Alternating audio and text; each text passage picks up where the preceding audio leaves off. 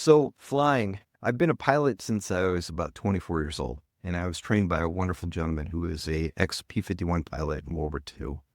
And I got trained in some different ways that I actually thought was normal.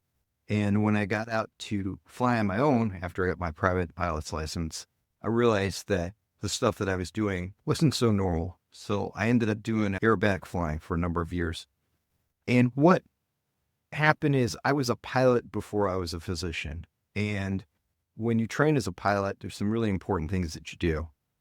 You really don't train to fly. What you do is you train for all the inevitable possibilities that could happen. And safety is of the most important thing you train for. You train for every emergency. Flying is the easy part. Being able to deal with tough situations, hold your cool, work through the problem is the best thing that pilots ever taught. When I became a resident, what I saw was a lack of that safety aspect in medicine. And it's interesting, over the years that I've been a doctor, I have always tried to instill it in the residents, the medical students that I teach, and everyone else, that becoming a pilot and the things that you learn there are important and they translate throughout medicine. It's actually funny because medicine is now using a lot of the things that the aviation community has used to basically create safety and protocols in place. It affects whatever you do, so that when you're in a situation, you don't say everything's going to work out fine. You go, what are the pitfalls? Where are the problems? And constantly you're in that mindset. When you go for a drive, if you're just driving a car, you don't think about what are the things that can go wrong. Most people get in the car and just drive away.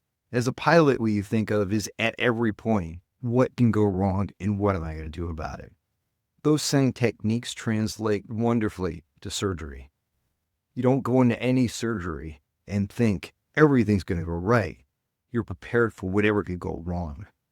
When patients entrust me to take them to surgery, that's a real honor. It's a real honor because they're allowing me to do things to them with degrees of freedom to trust my judgment and my abilities. And it's important for me to honor that and to do the best I can for them to basically give them the best outcomes that are possible.